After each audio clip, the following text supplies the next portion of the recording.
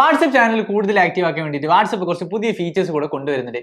ഇപ്പൊ നിലവിൽ വാട്സ്ആപ്പ് അത്ര അങ്ങോട്ട് ആക്റ്റീവ് ആയിട്ടില്ല. അപ്പൊ ഇനി അത് കൂട്ടാൻ വേണ്ടിയിട്ടാണ് ഇപ്പൊ ഇതുപോലുള്ള ഒരുപാട് ഫീച്ചേഴ്സ് വാട്സ്ആപ്പ് കൊണ്ടുവരുന്നത്. അതിലൊരു ഫീച്ചർ എന്താണെന്ന് വെച്ച് കഴിഞ്ഞാൽ വാട്സ്ആപ്പ് അപ്ഡേറ്റ്സ് നമുക്ക് ഇനി മുതൽ വോയിസ് ആയിട്ട് നമുക്ക് ചാനലിൽ ഷെയർ ചെയ്യാൻ വേണ്ടി പറ്റും. അതായത് ഇപ്പൊ നമ്മൾ ചാറ്റിൽ യൂസ് ചെയ്യുന്ന പോലെ തന്നെ ഒരു വോയിസ് ഒരു ഫീച്ചർ കൂടെ ഇപ്പൊ നമുക്ക് വാട്സ്ആപ്പ് ചാനലിൽ അവൈലബിൾ ആണ്. പിന്നെ മറ്റൊരു കാര്യം എന്ന് വെച്ചാൽ നമുക്ക് പോൾസ് വാട്സ്ആപ്പ് ചാനലിൽ അപ്ലോഡ് ചെയ്യാൻ പറ്റും. അതായത് നമുക്ക് ആളുകളിൽ നിന്ന് വോട്ട് എടുക്കാൻ വേണ്ടി പറ്റും. നമുക്കിപ്പോൾ എന്തെങ്കിലും ഒരു ടോപ്പിക് കൊടുത്തു കഴിഞ്ഞാൽ ആ വാട്സ്ആപ്പ് ചാനലിൽ എത്ര പേരുണ്ടോ അവരെ വെച്ചിട്ട് നമുക്ക് പോൾസ് കളക്ട് ചെയ്യാം.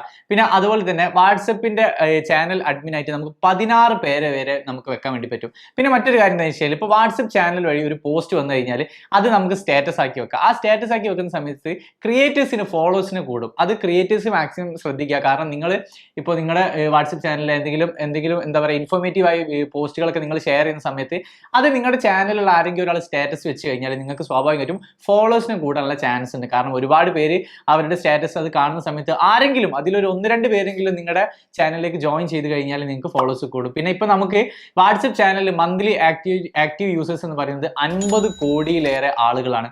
അത് മാത്രമല്ല പിന്നെ സെലിബ്രിറ്റീസ് യൂസ് ചെയ്യുന്നുണ്ട്. അതുപോലെ തന്നെ നെറ്റ്ഫ്ലിക്സ്, മുംബൈ ഇന്ത്യൻസ് പോലെയുള്ള ഒരുപാട് ബ്രാൻഡുകളും വാട്സ്ആപ്പ് ചാനലിലെ ആക്റ്റീവ് യൂസേഴ്സ് ആണെന്ന് നിങ്ങൾ തിരിച്ചറിയാം. അപ്പോൾ ഇതുപോലുള്ള ഒരുപാട് ഇൻഫോർമേറ്റീവ് വീഡിയോസ് നിങ്ങൾക്ക് അറിയാൻ വേണ്ടിയിട്ട് just subscribe our channel Kenmi Digital academy.